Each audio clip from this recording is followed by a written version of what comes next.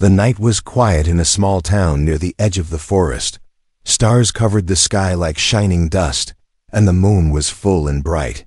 Everything seemed normal, peaceful, calm, but something was coming, far above the earth. A ship floated quietly in space, hidden from every satellite and radar. It had no wings, no engines, and no heat.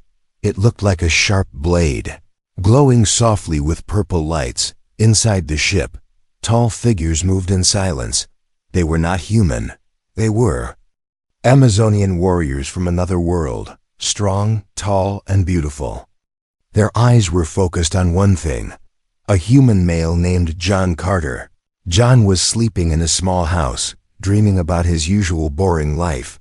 He worked as a mechanic, fixed old cars, and lived alone. He didn't know that tonight, his life would change forever. At exactly 2:13 a.m., something strange happened. A bright circle of light appeared above his house for just 2 seconds. There was no sound, no alarm, no warning. Inside his room, John's chest started to glow. He woke up with a shock, breathing fast. He looked down and saw a strange blue mark shining under his skin, right over his heart. It looked like a symbol, a triangle inside a circle with tiny lines moving inside. John touched it, but it didn't hurt. It felt warm, alive, and somehow ... Ancient. What the hell? He whispered. But the mark didn't go away. It stayed, glowing softly, like it was waiting for something. The next morning, black vans appeared on his street. People in suits came out with machines and scanners. They didn't knock on doors. They didn't speak to anyone. They were not here for the people. They were looking for something else, a signal. John watched them from his window, nervous. He had no idea they were tracking the energy that came from his chest last night, but someone else was tracking it too, back on the ship. The Amazon warriors stood in a circle around a large glowing table. A hologram of Earth floated above it, and a red dot blinked on the image. One of the warriors pointed to it and said, "The signal is active." Another nodded. "It's him, the human male with the rare gene code," the leader of the Amazons stepped forward. Her name was Velara, the High Commander of the Ilarian Sisters. She was taller than the others, her skin a deep red, and her armor made of gold and black stone. "Prepare the retrieval team," she ordered. "We cannot risk losing him." That night, John felt strange again. He couldn't sleep. His heart was beating fast, and the mark on his chest glowed brighter than before. He went outside to get some air. The sky was full of stars again, but one of them was moving. He stared at it, confused, until it grew bigger and brighter and closer. Suddenly, a beam of light shot down from the sky and hit the ground in front of him. Before he could run, the light wrapped around him, lifting him into the air. He couldn't scream, couldn't move. His vision went white, then black. When he opened his eyes, he was in a metal room. The walls were smooth and glowing. The air smelled like something sweet and sharp at the same time. He tried to stand, but his legs were shaking. Then he saw them, tall women in strange armor, watching him from the other side of a glass wall. One of them stepped forward, taller than all the others, her eyes glowing yellow. She looked at him like he was a prize. "You are the one," she said in a deep, calm voice. "You carry the strongest genes in the galaxy." John blinked, still trying to understand. What do you mean?" he asked. The Amazon woman smiled slightly. "You have been chosen," she said. "Our race is dying, and only one with your code can save it." He stepped back, confused and scared. "I didn't choose anything," he said. "You didn't have to," she replied. "The mark chose you." Behind her, more Amazons entered the room. Some looked curious, some looked cold. But they all stared at him like he was something rare, something powerful. "You will be tested," the leader said. "You will face trials, pain, and choice. If you pass, you will live as a king. If you fail, your body will be given to science." The lights in the room dimmed, and the wall behind him opened to a long corridor. "Welcome to the Ilarian trials," she said. Let us see if your strength is more than just your body. John stood frozen, his mind racing, his heart pounding. He took one step forward into the unknown, and the door closed behind him. John Carter opened his eyes and found himself lying on cold stone, not metal this time, not smooth walls. This place was old, ancient, like a forgotten temple inside a spaceship. He stood up slowly, his muscles sore, his chest still glowing with the strange mark. Around him were large statues of alien warriors, all women, all holding giant weapons. The room was silent, but it felt alive. He could feel eyes watching him, but there was no one in sight. Then a voice spoke from above. "You have entered the first trial," it said, calm and powerful. "The trial of strength." John looked up, but saw no speaker, only a dark ceiling filled with shifting blue lights. "What do you want from me?" he asked. A second voice, colder than the first, replied, "We want to see if you are worthy." Suddenly, part of the wall slid open, and something stepped out. It was not an Amazon, it was a machine. 6 arms, red glowing eyes, and a body made of black steel. It moved like a hunter, fast and quiet. John backed away, looking for a weapon. On the floor, near his feet, was a long staff made of strange metal. He grabbed it without thinking. The moment he touched it, the mark on his chest pulsed with light. The staff came alive in his hands, forming a glowing blade on one end. The robot charged at him, arms spinning. John rolled to the side, barely escaping the sharp claws. He swung the staff, not with skill, but with pure survival instinct. The blade hit the machine's arm, slicing it off in one blow. He stared at the weapon in shock. "What is this thing?" he whispered. The voice returned. "It responds only to those with the gene code. You were born for it." The robot attacked again, faster this time. John fought harder, learning with each strike. He didn't know where the power came from. It just flowed through him. His fear turned into focus. His doubt turned into fury within minutes. The machine lay broken on the floor, sparks flying from its body. John stood over it, breathing hard, his clothes torn, his skin bleeding, but his eyes burned with fire. He had survived the trial, but then the walls began to move again. This time, it wasn't a robot, it was a woman, one of the Amazons, tall, armored, and holding a hammer as big as a car door. She walked toward him with heavy steps. Her face was calm, but her eyes were full of challenge. "You defeated the machine," she said. "Now fight a real warrior." John shook his head, tired. "I'm not here to fight you," he said. She didn't stop. "That is not your choice," she replied. "This is the trial." He raised his weapon again, his hands shaking. She swung her hammer with one arm, and the ground cracked where it landed. John dodged, barely. He knew he couldn't win by strength. She was stronger, faster, trained. But then he remembered something, the mark on his chest. It wasn't just about muscles, it was about something deeper.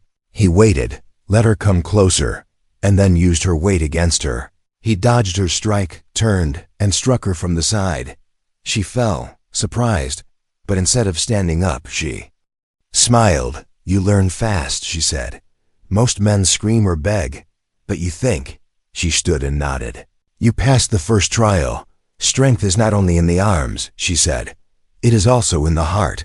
John lowered his weapon, still breathing hard. "Is it over now?" he asked. The Amazon looked at him, her eyes serious. "This was only the beginning," she said. "There are 6 more trials." The room began to shake, the floor shifting again. A doorway opened behind her, filled with red light. Before she left, she turned back and spoke. "Rest while you can, human. The next test will not care about your strength." She walked into the light, disappearing. John looked down at the broken robot, then at the glowing staff in his hand. He didn't ask for this, he didn't choose this, but something inside him whispered, maybe this is who he was meant to be. And far above the trial chambers, on a balcony made of crystal, the Amazon Queen watched the scene unfold. Beside her stood a shadowy figure, someone not from the Amazon race. "He survived the first trial," the Queen said. The other figure replied, "Yes, but he is still human. Soon we will see if his mind can survive what his body cannot." The lights dimmed, and the test was far from over. The stars outside the alien ship didn't shine like Earth's. They pulsed, slow and strange, as if the universe itself was watching. John Carter stood at a large window, staring into that strange galaxy. His hands rested on the railing, but his mind was far away. The trials had stopped for now. His wounds were healing, but his thoughts were burning. Nothing made sense. The mark on his chest, the warrior women, the ship, and most of all, why him? A soft sound came from behind. He turned to see a new Amazon entering the room. She was different from the others. No armor, no weapons. She wore a robe made of silver threads, her face calm and wise. "I am Saraya," she said. "Keeper of memory." John nodded slowly, unsure what that meant. "Are you here to test me again?" he asked. She shook her head gently. "No," she said. "I am here to show you the truth." She walked to the center of the room and placed her hand on a glowing panel. A large hologram rose up, spinning slowly. John stepped closer. His eyes wide. It showed planets, stars, battles, and a race of tall, strong women, the Amazons. "Thousands of years ago," Saraya said, "our people ruled the stars.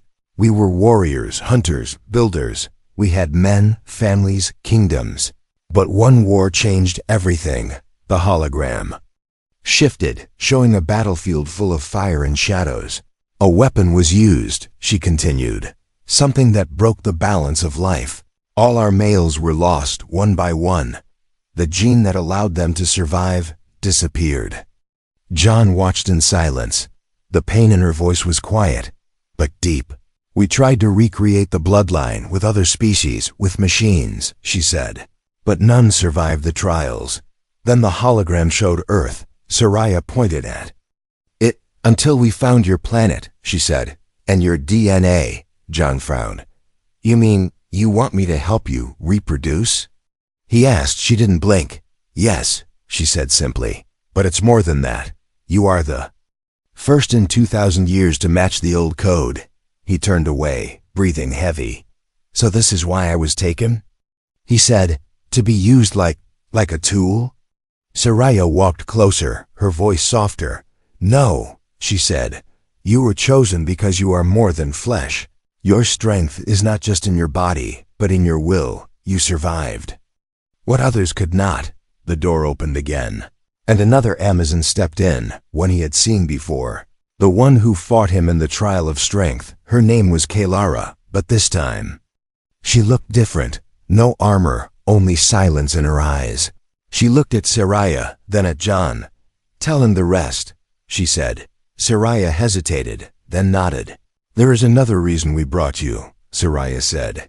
"There is a darkness growing beyond this galaxy. Something ancient and powerful. It feeds on weak DNA, broken bloodlines. It already destroyed 3 of our colonies." John looked at them both, confused. "So, what? You want me to fight it?" he asked. "No," Saraya said. "We want you to lead something new. A bloodline that can resist it." John stepped back, feeling the weight of those words. "I'm just a mechanic," he said. "I'm not a leader." Kalara stepped closer, her voice softer than before. "You are more than what Earth allowed you to be," she said. "You were meant for something greater." He looked at her, really looked this time. Behind the alien face and warrior body, he saw something else. A spark of trust, maybe even hope. For a moment, the room was quiet. Then Saraya spoke again. "There is one final truth," she said. "You are not the only human we brought here." John's eyes went cold. "What?" he said. Saraya waved her hand, and the hologram changed again. This time, it showed cages, cells, other men. Weak, broken, some angry, some silent. "They failed the trials," she said. "But some want revenge." John clenched his fists. "You kept them locked away?" he asked. Kalara nodded. "We gave them choice," she said, "but some chose war." The lights in the room flickered. A red alarm pulsed from the walls. A voice echoed through the hallway. Warning, Sector 4 containment breach. Kalara turned to John, her expression sharp now. It has begun, she said. The others are coming. Soraya looked at him once more. Now you must choose, she said. Help us. Or join them. John looked at the glowing mark on his chest. It was pulsing again, faster, brighter. His heart beat with it. Not with fear, but with purpose, somewhere deep inside him. He knew this was more than survival. This was his beginning. The lights turned red. Alarms echoed through the corridors like warning drums. Footsteps ran outside, fast and heavy. But John Carter stood still. He had just seen the truth. He wasn't alone. Other humans were here. Not visitors, not guests. Prisoners. Kalara grabbed his arm and pulled him down a side tunnel. You must move, she said quickly. They're breaking free. John's mind raced with questions.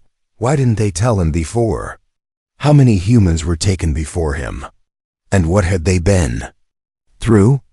As they ran, a wall nearby exploded, smoke poured out, and from the dust stepped a man, dirty, scarred, and holding a stolen alien weapon. His eyes locked on John. You're the one they chose, the man said with disgust. John froze. Who are you? He asked. The man stepped closer, limping slightly. Name's Malik, he said. First one they brought here. Behind Malik, more humans appeared. Some young, some older, all with hate in their eyes. They used us, Malik growled. Tested us like animals. And now they treat you like a king? John held up his hands. I didn't ask for this, he said. Malik laughed. Sharp and bitter. None of us did, he said. But you're different. The mark chose you. Kalara stepped forward, her voice calm but strong.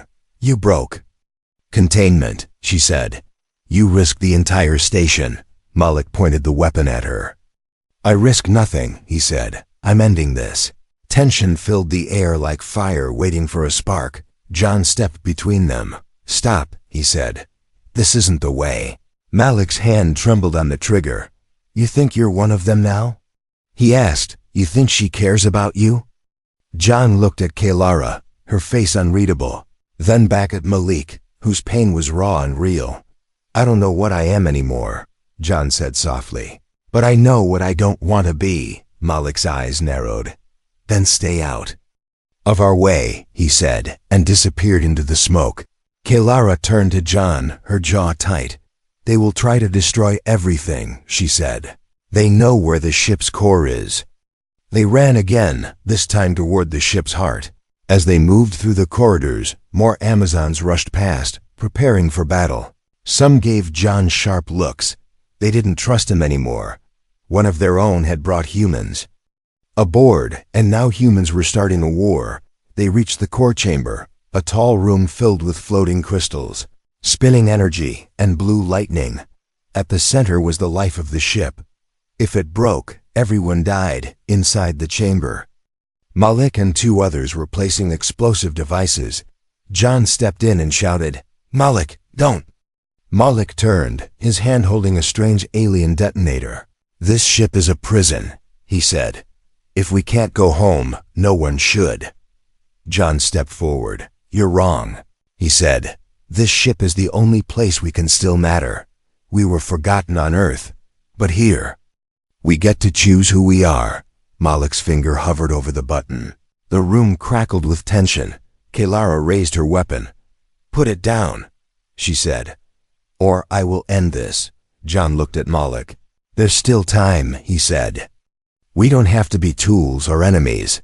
We can be something new. For a moment, Malik hesitated. But behind him, one of the rebels shouted, He's lying. He's with them now. And the detonator blinked green. Kalara fired, not at Malik, but at the device. It exploded in his hand. Throwing him across the room, John rushed to him, grabbing his shoulders. Malik's eyes were wide with shock. I just wanted to go home, he whispered. John held him tighter. I know, he said. Me too. Alarms stopped. The lights returned to normal. The rebellion had failed. But something inside John had changed later. In a quiet chamber, the queen of the Amazon summoned him. She looked down from her crystal throne. "You have the power to destroy both sides," she said. "But you chose peace." John stood tall. "I chose people," he replied. "Even broken ones deserve a second chance." Queen nodded slowly. "You are more than we hoped," she said. "But the path ahead is darker than you think." Other eyes are watching. John didn't ask what she meant, because deep inside, he already felt it.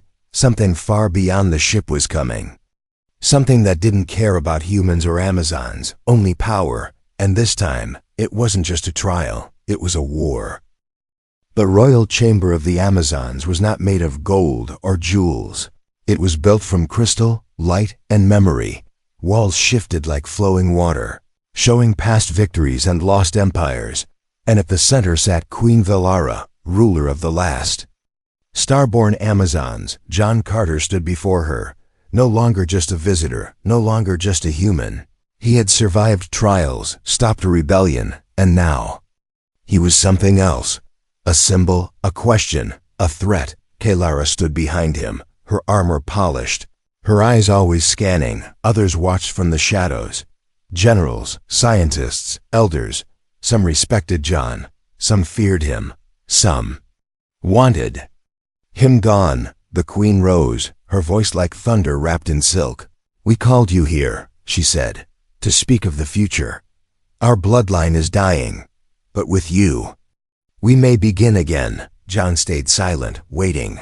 He didn't fully understand their plans, but he knew one thing. He wasn't here to be used. "I'm not your answer," he said slowly. "I'm just one man." The queen stepped closer. "No," she said. "You are more than man. You are choice. You are hope." Before John could speak again, a strange vibration passed through the floor, barely noticeable. But Kelara noticed it first. Her hand moved through her weapon, eyes narrowing. Then came the sound, like glass cracking under pressure. And then, the flash from the far side of the chamber. A spear made of black energy flew straight at the queen. John reacted without thinking. He grabbed her arm and pulled her down. The spear sliced past, hitting the wall behind with a silent explosion of light. Guards ran in, weapons drawn. A second blast hit the floor, this one closer. Kelara pulled John behind a shield barrier. The queen stood calmly, her eyes scanning the shadows. A voice echoed through the chamber, deep and distorted. "She has betrayed the blood," it said. "She brings a human into our throne. She must fall." From above, a figure dropped from the ceiling, masked, armored in dark bone. A rogue Amazon, one of their own, but no longer loyal. John's heart raced. This wasn't a test. This was real. The assassin lunged forward, blade aimed at the queen. Kelara stepped in, blocking the strike. The clash of metal shook the chamber. John looked around. Everyone else was frozen in shock. No one expected this. He grabbed a fallen weapon, a curved blade with a glowing edge. He didn't know how to use it, but instinct moved his hands. He ran forward, joining Kelara in the fight. The assassin moved like a shadow, but John moved with purpose. Not perfect, not trained, but brave. His blade met the assassin's arm, cutting through the armor. The masked figure growled, turning to him. "You are poison." The voice said, "You are not chosen. You are a mistake." John didn't answer with words. He fought, not to win glory, but to protect something new, a fragile trust, a possible future. Together, Kelara and John brought the assassin to the ground. Kelara pinned her down, ripped off the mask, and gasped. It was someone she knew, a former sister in arms. "Why?" Kelara asked. The assassin smiled bitterly. "You protect him," she said, "but he will bring ruin. Your queen has already made her decision." She activated a hidden pulse and vanished in a burst of light. Gone. Silence returned to the chamber, but the air was heavy with fear. The queen looked at John with calm eyes. "You saved me," she said, "but now I must save you." She raised her hand, and the guards lowered their weapons. "From this day," she declared, "John Carter is under royal protection. Any harm to him is harm to me." Murmurs filled the room. Some agreed, some burned with anger, but no one spoke out loud later. In a quiet garden under a sky full of stars, John sat alone. Kelara joined him, carrying a drink made from glowing fruit. She handed it to him and sat beside him. "You could have run," she said. John nodded. "But I didn't," he replied. She looked at him, not as a soldier, but as someone beginning to feel something more. Not duty, not orders, but connection. "You changed today," she said. "No," John answered. "I just remembered who I've always been." Above them, the stars flickered, but far away, in the darkest corner of the galaxy, a new signal blinked to life, unknown, ancient, and hungry. Queen had made her choice, but others had made theirs too. The first sign wasn't an explosion. It was silence, across the stars, in the blackest part of space. 3 Amazon scout ships vanished at once. No signals, no debris, just gone. Inside the great war hall of the Ilarian mothership, alarms blinked quietly, not loud, but deadly serious. The Queen stared at the glowing map of the galaxy. 1 red dot. Then 2. Then 10. A circle of death was forming around them. John Carter stood beside Kelara, watching the map. "What is it?" he asked. Kelara didn't blink. "We don't know," she said. "But it's coming fast." Then a message appeared. Not from a ship, not from a person. It was a signal, a voice, deep, broken, ancient. "Your gene war broke the order," it said. "Now the collectors have returned." The Amazons went still. Even the Queen's face darkened. Kelara whispered, "It's not possible." John looked at her. "Who are the collectors?" he asked. She answered with fear in her voice for the first time. "They harvest dying bloodlines," she said. "They erase the weak and feed on the rest." The room shook, not from sound, but from something bigger. The stars outside were changing, blinking too fast, moving too slow. The collectors had arrived. The Queen turned to John. "You are the last key," she said. "If they capture you, they will destroy everything. You must leave." But John stepped forward. "No," he said. "I'm done running. If this war is about bloodlines, then mine fights back." Kelara looked at him with a strange mix of anger and pride. "You don't even know how to command," she said. John smiled weakly. "Then you better help me learn fast." Within hours, a mixed strike force was formed. Amazons and humans, side by side, not friends, not yet, but standing on the same floor.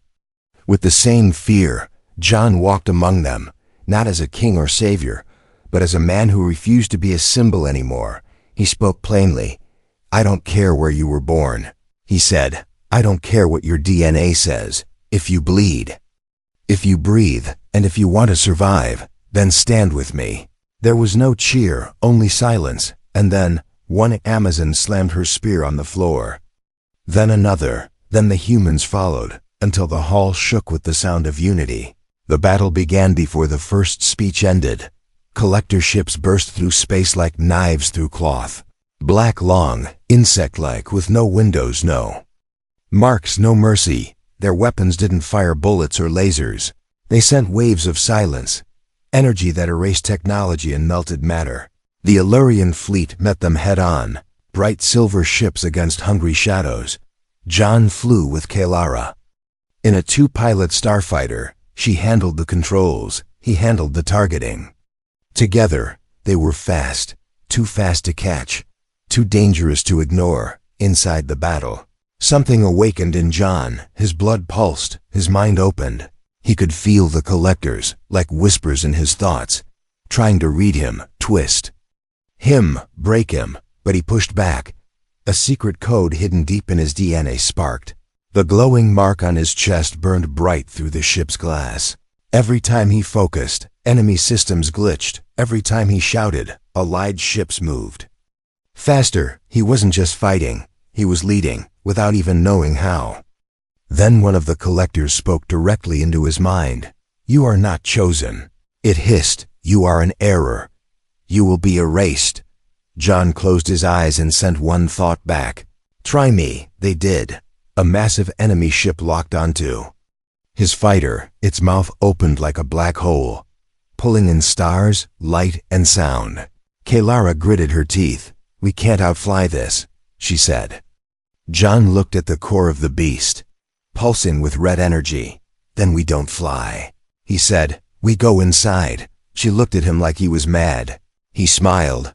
"I've been called worse." They flew straight into the mouth of the collector ship. Darkness swallowed them whole. Everything shook, lights vanished, and for a moment, there was only silence then. The mark on John's chest exploded with light. The inside of the ship twisted, bent, and cracked. The DNA pulse from his body shut down the core systems. Kalara shouted, "It's breaking apart!" They shot out of the collapsing ship just in time. Behind them, the collector craft shattered like glass in the sun. Across the battlefield, other humans and Amazons saw it, and hope returned. The collectors were not gods, they could fall. As the enemy ships began to retreat, the Queen's voice echoed through the command network. "We have survived," she said, "but the war is not over." John landed with Kalara beside the wreckage. His body was shaking, but inside, something had awakened. He looked at the stars, and for the first time, they looked back. The war was over, but peace didn't come easy. Wreckage floated across the stars, twisted metal, broken ships, and silent memories. The Ilarian mothership drifted slowly in orbit above a new world, a planet untouched by war, waiting to become something more. Inside the healing chambers, John Carter opened his eyes. His body hurt, but his heart was calm. He had survived. Again, Kalara sat beside him, her armor scratched, her eyes tired. But when she saw him wake up, she smiled. "You're a hard man to kill," she whispered. John sat up slowly. "Guess I'm getting used to it," he said. They both laughed, not because it was funny, but because it meant they were still alive. Days passed. The Amazon fleet began to rebuild. Humans were no longer seen as prisoners or weapons. They were given places, roles, names. Together, they started to shape a future, not as two species, but as one in the Grand Hall. Queen Velara stood before the people. Warriors, builders, scientists, humans stood beside Amazons. No longer divided, John was called to the center. Dressed in ceremonial robes of deep black and silver, the queen raised her voice. "This man came from a world that forgot him," she said. "But he gave us more than strength. He gave us hope, unity, and a reason to begin again." The crowd was silent, not out of duty, but respect. John didn't speak at first. He looked around, at the faces, at Kalara, at the queen. Then he looked up at the stars. "I'm not a hero," he said finally. "I'm just someone who said yes." A quiet moment passed. Then the queen asked the question he feared the most. "Do you wish to return to Earth?" John closed his eyes. He pictured his old home, his workshop, the dusty roads, the quiet nights. It felt like a dream now, a different life. Then he looked at Kalara, the one who fought him, challenged him, stood by him, not because she was told to, but because she believed in him. "I don't belong there anymore," he said. "My future is here." The queen nodded. "Then you shall stay," she said, "as the bridge between what was and what will be." Time moved forward under John's guidance. A new settlement was built on the peaceful world below. Humans and Amazons worked together. Farms, schools, homes. Not just survival, but purpose. Kalara became commander of the United Guard. And John, he didn't take a throne. He built things, fixed broken machines, taught kids, walked among the people. He became legend not because of power, but because he stayed human. One night, under the twin moons of the new planet, John sat beside Kalara on a quiet hill. They looked up at the stars. No alarms, no warships, no collectors, just peace. Kalara leaned against him. "Do you ever miss Earth?" she asked. John thought for a moment. "Sometimes," he said, "but not the man I was there." He looked at her. "I like who I became here." She smiled. "You gave us a future," she said. He took her hand. "No," he replied. "We gave it to each other," and far above them, in the quiet dark of space, the stars shimmered, not in warning, but in celebration. A new era had begun.